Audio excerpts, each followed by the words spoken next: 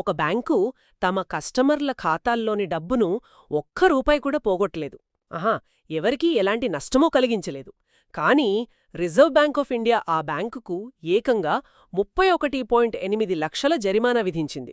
వినడానికి కొంచెం ఆశ్చర్యంగా ఉంది కదా? అవును. చాలామందికి ఇది వింతగా అనిపించవచ్చు. కస్టమర్ల డబ్బు సేఫ్గానే ఉంది కదా, మరి ఫైన్ ఎందుకు అని. అదే కదా, కేవలం కాగితాల మీద ఒక చిన్న సమాచారాన్ని, అంటే ఆర్థిక నివేదికల వెల్లడిలో కొన్ని వివరాలను దాచినందుకు ఎయిర్టెల్ పేమెంట్స్ బ్యాంక్పై ఆర్బీఐ ఈ యాక్షన్ తీసుకుంది. కరెక్ట్. చూడండి, వినడానికిది చిన్న విషయంగా అనిపిస్తుంది, కానీ ఒక్క చిన్న సమాచారాన్ని దాచడమనేది రేపు పొద్దున్న వ్యవస్థ పునాదులనే కదిలించగలదు. నిజమే. అందరికీ నమస్కారం. ఈరోజు మనం చేస్తున్న ఈ లోతైన విశ్లేషణలోకి స్వాగతం. ఏప్రిల్ 1, 2026 నాటి ముఖ్యమైన కరెంట్ అఫైర్స్, ప్రభుత్వ ప్రకటనలు, అలాగే ఆర్థిక విధానాలను మనం ఈరోజు డీకోడ్ చేయబోతున్నాం. ముఖ్యంగా బ్యాంకింగ్, ప్రభుత్వ ఉద్యోగాలకు ప్రిపేర్ అయ్యేవారికి, ఫైనాన్స్ నిపుణులకు ఇది చాలా కీలకం. ఖచ్చితంగా. ఎందుకంటే మనం కేవలం వాస్తవాలను బట్టి పట్టడం కాదు, ఈ విధానపరమైన మార్పులు ఫైనాన్స్ నిపుణుల వ్యూహాలపై ఎలా ప్రభావం చూపుతాయి, ఒకదానికొకటి ఎలా ముడిపడి ఉన్నాయో అర్థం చేసుకోవాలి. సరే, దీని కొంచెం వివరంగా చూద్దాం. ఒకవైపు బ్యాంకుల విషయంలో అంత కఠినంగా ఉంటున్న ప్రభుత్వం సామాన్యుల పొదుపు పథకాల దగ్గరకొచ్చేసరికి ఎలాంటి మార్పులు చేయడం లేదు. మీరు స్మాల్ సేవింగ్ స్కీమ్స్ గురించి చెప్తున్నారు కదా? అవునండి. 2026-27 ఆర్థిక సంవత్సరం మొదటి త్రైమాసికానికి, అంటే Q1కి చిన్న పొదుపు పథకాల వడ్డీ రేట్లలో ఎలాంటి మార్పులు లేవు.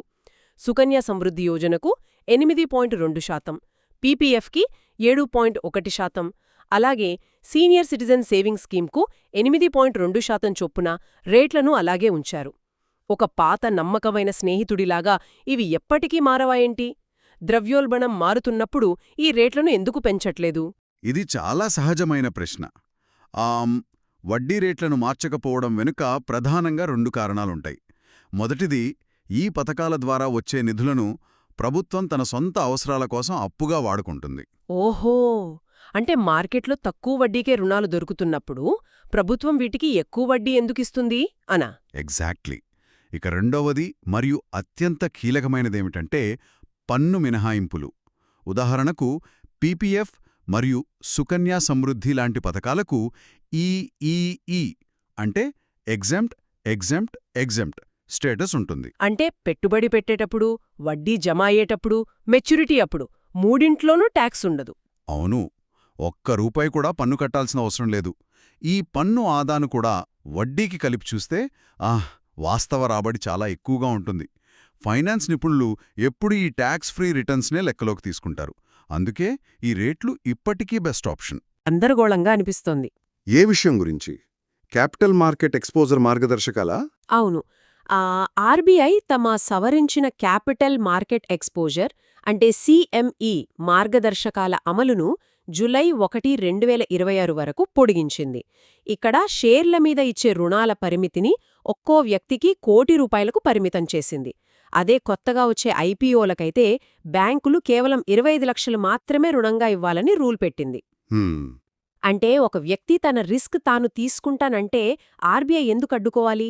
ఇది ఫ్రీ మార్కెట్లో అనవసర జోక్యం కాదా అనిపిస్తుంది కదా. పైకి అలాగే అనిపించవచ్చు, కానీ మనం దీన్ని విస్తృత కోణంలో చూస్తే అసలు విషయం అర్థమవుతుంది. ఇక్కడ ఆర్బీఐ కాపాడుతున్నది ఆ వ్యక్తిని కాదు, మొత్తం బ్యాంకింగ్ వ్యవస్థను. అంటే అలా ఐపీఓలలో గుమ్మరించాడు అనుకుందాం. సరే, ఒకవేళ ఆ కంపెనీ షేర్ల ధరలు అకస్మాత్తుగా పడిపోతే ఆ వ్యక్తి ఆ 10 కోట్లు తిరిగి చెల్లించలేడు. అప్పుడు నష్టపోయేది ఎవరు? ఆ బ్యాంకులో తమ కష్టార్జితాన్ని దాచుకున్న సామాన్య డిపాజిటర్లు. ఓహో, అంటే మార్కెట్ ఆడే జూదానికి సామాన్యుల డిపాజిట్లు బలి కాకూడదని ఈ పరిమితి విధించారన్నమాట. ఖచ్చితంగా. ఐపీఓలకైతే కేవలం 25 లక్షలే ఇవ్వాలనడం వెనుకున్న ఉద్దేశం అదే. దీనివల్ల స్టాక్ మార్కెట్ ఒడిదుడుకులు నేరుగా బ్యాంకుల బ్యాలెన్స్ షీట్ల మీద పడకుండా ఒక బలమైన ఫైర్వాల్ ఏర్పడుతోంది. సూపర్. రిస్క్ను, భద్రతను బ్యాలెన్స్ చేయడమంటే ఇదేనేమో. ఇదే బ్యాలెన్స్ షీట్ల ప్రస్తావన వచ్చింది కాబట్టి ఇంకో భారీ మార్పు గురించి కూడా మాట్లాడుకోవాలి. ఏప్రిల్ 1, 2026 నుండి బీమా కంపెనీలన్నీ ఖచ్చితంగా ఇండియన్ అకౌంటింగ్ స్టాండర్డ్స్, అంటే IND AS పాటించాలని IRDAI ఆదేశించింది కదా. అవును, ఇది ఇన్సూరెన్స్ రంగంలో చాలా పెద్ద అడుగు.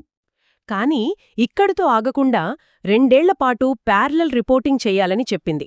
అంటే ఒకవైపు పాత పద్ధతిలో, మరోవైపు కొత్త పద్ధతిలో లెక్కలు రాయాలి. ఇది బీమా కంపెనీలకు డబుల్ పనిగదా. పైగా 2 రకాల రిపోర్ట్సుంటే కన్ఫ్యూజన్ వచ్చి ఫ్రాడ్స్ జరగవా? అసలు ఈ కొత్త అకౌంటింగ్ విధానం ఎందుకు తీసుకొస్తున్నారో తెలిస్తే ఈ అనుమానం రాదు. పాత పద్ధతుల్లో ఒక ఆస్తిని కొన్నప్పటి ధరనే ఎప్పటికీ చూపిస్తుంటారు. కానీ ఈ ఇండ్ ఏఎస్ అనేది అంతర్జాతీయ ప్రమాణాలకు సమానమైనది. ఇందులో మార్క్ టు మార్కెట్ విధానం ఉంటుంది. ఒక్క నిమిషం. ఈ మార్క్ టు మార్కెట్ అంటేంటి? అంటే 10 ఏళ్ల క్రితం కొన్న ఆస్తిని ఇప్పటి కరెంట్ రేటు ప్రకారం లెక్కించడమా? ఖచ్చితంగా. మార్కెట్లో ఆ ఆస్తి లేదా అప్పు ప్రస్తుత విలువ ఎంతుందో బ్యాలెన్స్ షీట్లో అదే కనిపించాలి.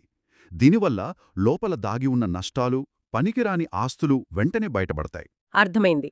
మరి ప్యారలల్ రిపోర్టింగ్ ఎందుకు? దీన్ని మనం ఒక షాక్ అబ్జార్బర్ లాగా అనుకోవచ్చు. ఒకేసారి రాత్రికి రాత్రే కొత్త విధానంలోకి మారితే కొన్ని బీమా కంపెనీల లెక్కల్లో భారీ తేడాలు కనిపించి ఇన్వెస్టర్లు భయపడే ప్రమాదం ఉంది. 2 ఏళ్లపాటు 2 పద్ధతుల్లో లెక్కలు చూపిస్తే మార్కెట్ ఆ మార్పుకు మెల్లగా అలవాటు పడుతుంది. వావ్! అంటే వ్యవస్థకు సడన్గా హార్టెటాక్ రాకుండా మెల్లగా ఆ మందులిచ్చి అలవాటు చేస్తున్నారన్నమాట. ఆర్థిక వ్యవస్థను భలే ప్రొటెక్ట్ చేస్తున్నారు. అయితే కేవలం కాపాడుకోవడం మాత్రమే కాదు, ఆ డబ్బును ఎటువైపు మళ్లిస్తున్నారనేది కూడా ముఖ్యమే కదా? అవును. ఎనర్జీ మరియు మ్యానుఫ్యాక్చరింగ్ రంగాల నివేదికలు చూస్తే ఈ విషయం చాలా స్పష్టంగా అర్థమవుతోంది. కరెక్ట్. ఎన్ఎస్ఓ విడుదల చేసిన ఎనర్జీ స్టాటిస్టిక్స్ ఇండియా 2026 నివేదిక చూసినప్పుడు నాకైతే మతిపోయింది. దేశపు పునరుత్పాదక ఇంధన రెన్యూవబుల్ ఎనర్జీ సామర్థ్యం ఏకంగా 47 లక్షల మెగావాట్లకు పైగా పెరిగిందట.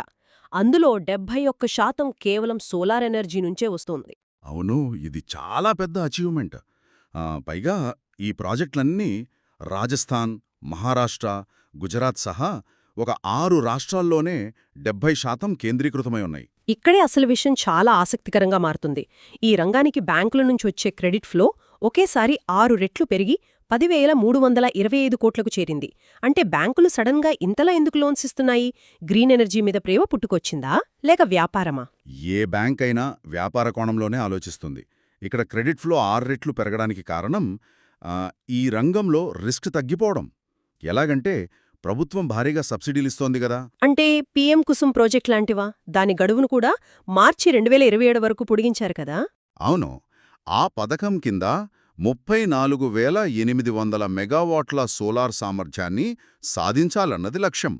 అలాగే ఎలక్ట్రిక్ 2వీలర్లకు సబ్సిడీ ఇచ్చే పీఎం ఈ డ్రైవ్ స్కీమ్ను కూడా జులై 31, 2026 వరకు పొడిగించారు.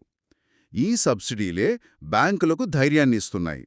ఎగ్జామ్స్కి ప్రిపేర్ అయ్యేవారు ఈ క్రెడిట్ ఫ్లో డేటాను ముఖ్యంగా గుర్తుంచుకోవాలి. ఓహో!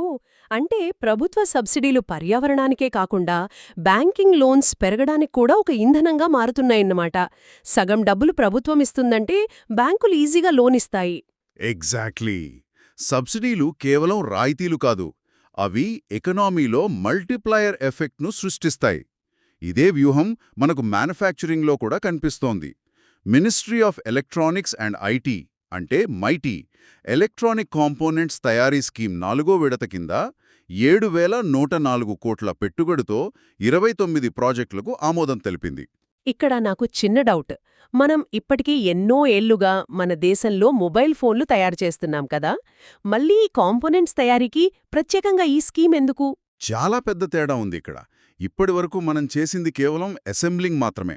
అంటే చైనా లాంటి దేశాల నుంచి విడిభాగాలను తెచ్చి ఇక్కడ బిగించడం. ఒకవేళ ఏదైనా అంతర్జాతీయ సంక్షోభం వచ్చి సప్లై ఆగిపోతే మన పరిశ్రమలన్నీ మూతపడతాయి. నిజమే. అంటే వాళ్ల మీద ఆధారపడటం తగ్గించడానికా? అవును. ఈ స్కీమ్ లక్ష్యం ఫోన్లో వాడే కెపాసిటర్లు, మదర్బోర్డులు లాంటి కీలక భాగాలను ఇక్కడే ఫ్యాబ్రికేట్ చేయడం.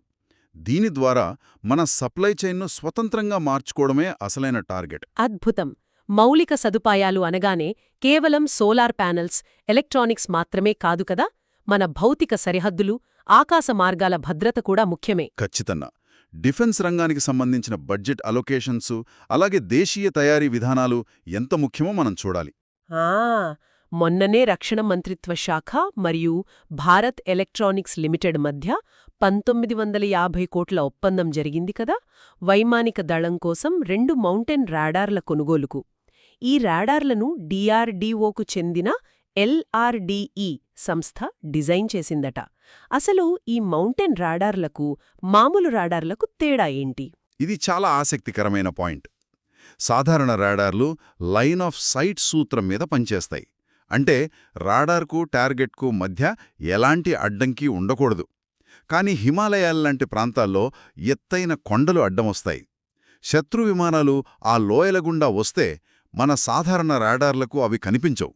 వాటినే బ్లైండ్ స్పాట్స్ అంటారు. ఓహో, అంటే మనం ఘాట్ రోడ్లలో ప్రయాణించేటప్పుడు వాడే సిస్టమ్ లాంటిదా? ఘాట్ రోడ్లలో మూలమల్పి దగ్గర అవతల నుంచి వచ్చే వాహనాలు కనిపించడానికి ఒక పెద్ద కాన్వెక్స్ మిర్రర్ పెడతారు కదా, ఈ మౌంటైన్ రాడార్లు కూడా పర్వతాల వెనుకున్న ఆ బ్లైండ్ స్పాట్స్ని అలాగే కవర్ చేస్తాయా? అవును, ఆ పోలిక చాలా కరెక్ట్ అండి. మౌంటైన్ రాడార్లను ప్రత్యేకంగా ఎత్తైన శిఖరాలపై అమర్చడానికి వీలుగా డిజైన్ చేస్తారు. వాతావరణం ఎంత ప్రతికూలంగా ఉన్నా ఇవి పనిచేస్తాయి. కొండల వెనక నక్కి వచ్చే డ్రోన్లను కూడా ఇవి పసిగట్టగలవు. ఇది ఆత్మనిర్భర భారత్ కింద దేశీయ తయారీకి దక్కిన ఒక పెద్ద విజయమని చెప్పాలి. అవును, కేవలం ఆకాశంలోనే కాదు, సముద్రంలో కూడా మన బలం పెరుగుతోంది.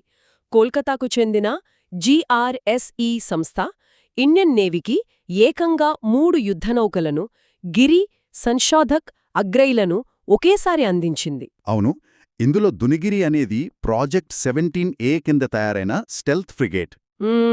అసలింత భారీ నౌకలు సముద్రం మీద తీసుకెళ్తుంటే శత్రువుల రాడార్లకు చిక్కకుండా ఎలా ఉంటుంది? వినడానికి మ్యాజిక్ లాగా ఉందే. మ్యాటికేమీ లేదు, ఇదంతా పక్కా ఫిజిక్స్. స్టెల్త్ అనగానే అది కంటికి కనిపించకుండా మాయమైపోతుందని కాదు.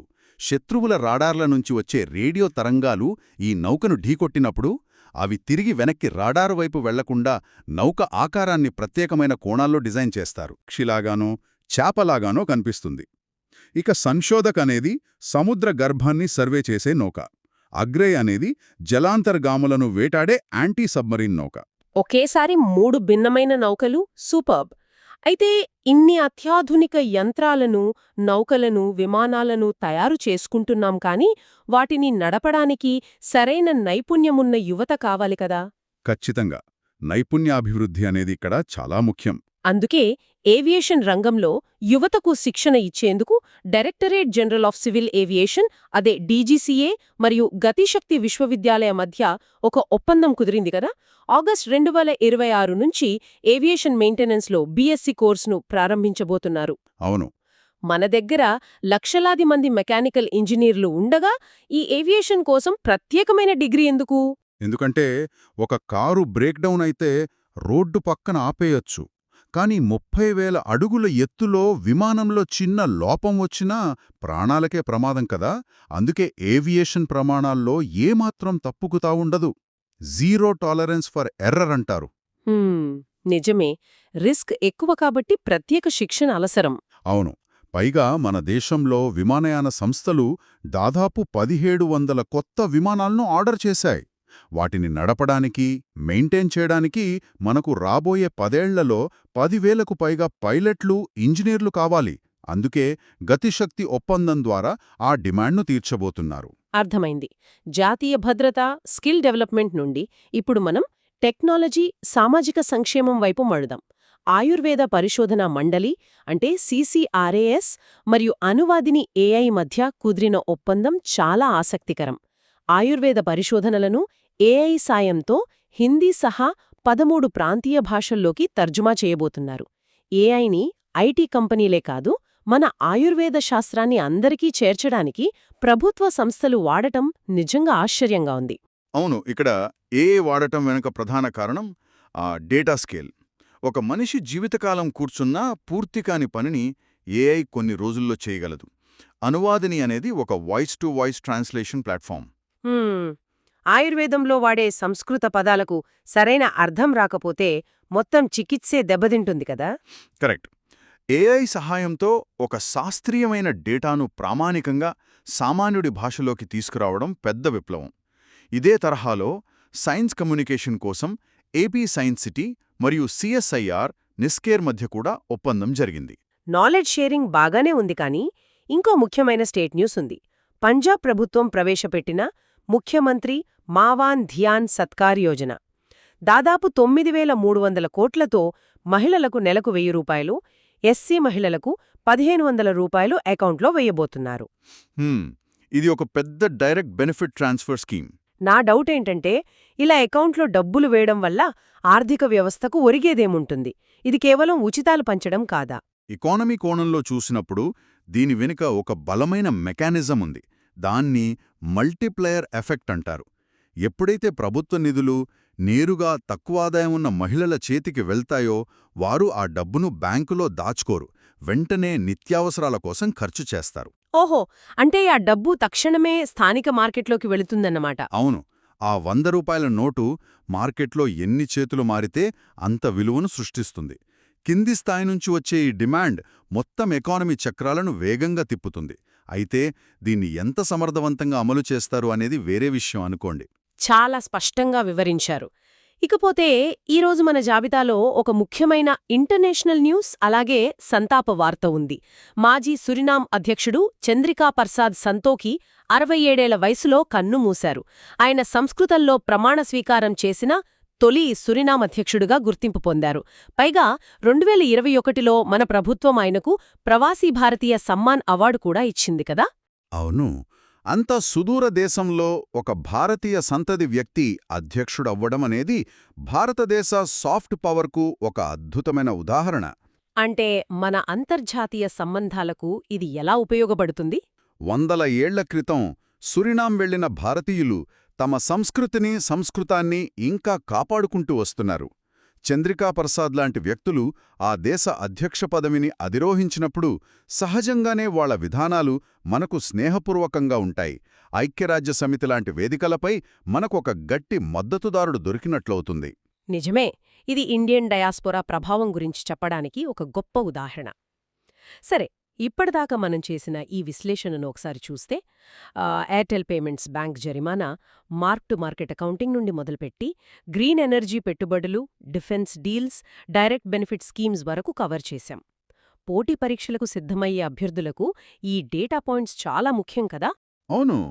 ఈ వాస్తవాలను, వాటి మధ్య ఉన్న మెకానిజంను అర్థం చేసుకుంటే ఎగ్జామ్స్లో కీ పాయింట్స్ ఈజీగా గుర్తుంటాయి. ఈ చర్చను ముగించే ముందు ఒక చిన్న ఆలోచనను వదిలిపెట్టాలి అనుకుంటున్నాను. చెప్పండి.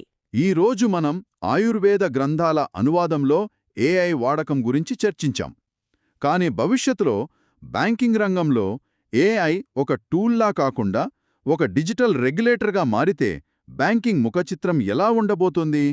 డిజిటల్ రెగ్యులేటర్ అంటే ఇప్పుడు ఆర్బీఐ చేస్తున్న పనిని ఏఐ చేస్తుందనా? దాదాపుగా అంతే. ఎయిర్టెల్ పేమెంట్స్ బ్యాంక్ లాగా తప్పు జరిగిన తర్వాత జరిమానా వేయడం కాకుండా, తప్పు జరగక ముందే లక్షలాది లావాదేవీలను ఏఐ రియల్ టైంలో విశ్లేషించి అడ్డుకోగలిగితే? దీని గురించి ఒకసారి ఆలోచించండి. వావ్, అత్యుద్భుతమైన ఆలోచన. ఘాట్ రోడ్లలో బ్లైండ్ స్పాట్స్ని చూపించే మౌంటైన్ రాడార్లాగా ఆర్థిక వ్యవస్థలోని బ్లైండ్ స్పాట్స్ని ఏఐ ముందే పసిగట్టి చూపిస్తుందన్నమాట. ఖచ్చితంగా అదే జరిగితే ఆర్థిక వ్యవస్థ మరింత సేఫ్ అవుతుంది. సరే, ఇంతటితో ఈ లోతైన విశ్లేషణను ముగుద్దాం. మరో ఆసక్తికరమైన సమాచారంతో, సరికొత్త విశ్లేషణతో మళ్ళీ కలుద్దాం. వింటున్నందుకు ధన్యవాదాలు.